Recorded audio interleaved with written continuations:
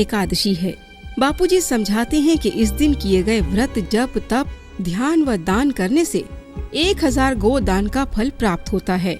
इसीलिए मोहिनी एकादशी का व्रत कर इसका महाफल जरूर लें। भगवान राम ने वशिष्ठ जी के चरणों में प्रणाम करते हुए पूछा। तब श्री कृष्ण ने कहा युधिष्ठिर को, और वशिष्ठ जी ने राम जी को कहा, भद्रावती नगर राजा धृतिमान का राज्य था। उस नगर में एक वैश्य रहता था जिसका नाम था धनपाल। वो समृद्धिशाली था, दया भाव से संपन्न था, सत्कर्म करने कराने में उत्सुक था। लेकिन सभी बातें संसार में सभी को नहीं मिलती, कुछ न कुछ 19-20 होता ही है जिससे संसार से मनुष्य को वैराग्य हो और सत्य स्वरूप ईश्वर को पाए। उस नगर के धनपाल के जीवन में एक ऐसी गड़बड़ रही कि 5वां पुत्र धृष्ट बुद्धि, वो वैश्यागामी था और धनवान को तो क्या, एक साधारण आदमी को भी शोभा न दे ऐसा उसका आचरण था।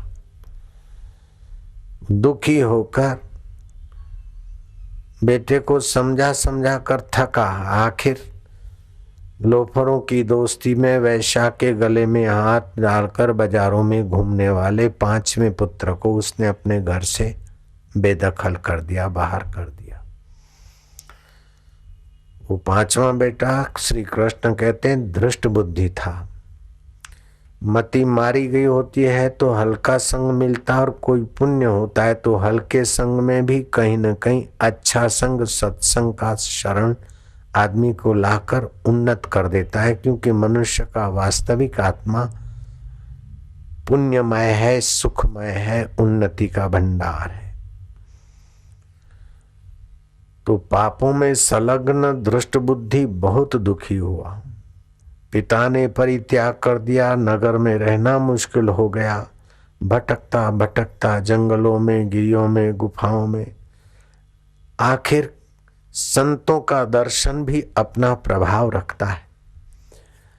पेट भरने के लिए भी ऋषि मुनियों के आश्रम में टुकड़े के लिए भी जाने के कारण तभी भी संत दर्शन के प्रभाव से उसकी बुद्धि कुछ शुद्ध हुई, और महर्षि कौंडिन्य के चरणों में उसने जाकर प्रणाम किया कि महाराज मैं धृष्ट बुद्धि, पिता के कहने से भी सुधरा नहीं, ठोकरे खाने से भी सुधरा नहीं। अब मेरे पापों का तो क्या बताऊं, मेरे कर्मों का तो बोझ मुझ पर बहुत है।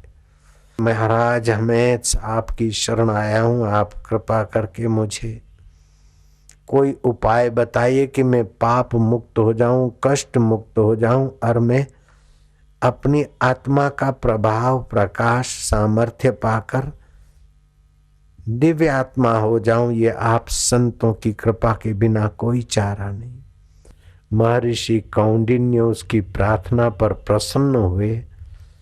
वशिष्ठ जी कहते हैं हे राम जी, और भगवान कृष्ण कहते हैं कि युधिष्ठिर जी, कौंडिन्य ऋषि की प्रसन्नता का फल ये हुआ कि उन्होंने तनिक शांत चित्त होकर उस पाप और दुखों में डूबे हुए धृष्ट बुद्धि के उद्धार का विचार किया।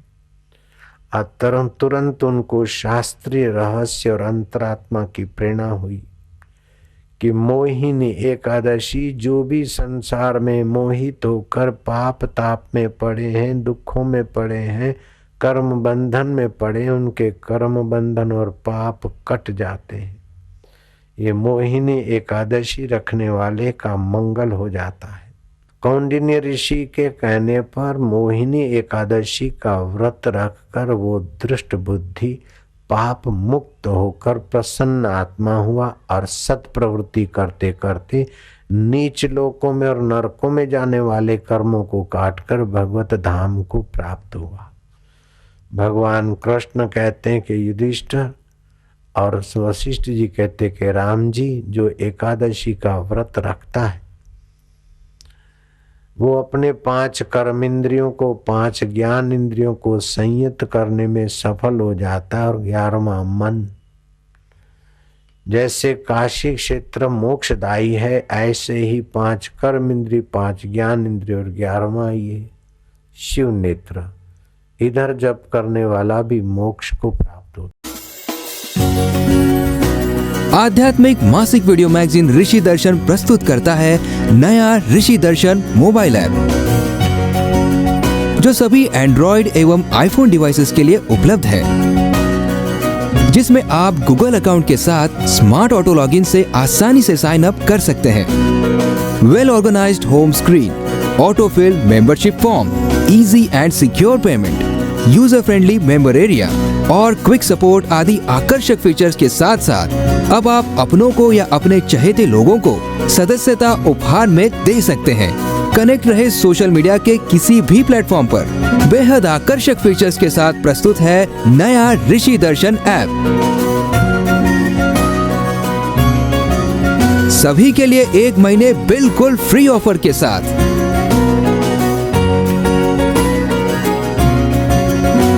आज ही ऐप स्टोर अथवा प्ले स्टोर से डाउनलोड करें।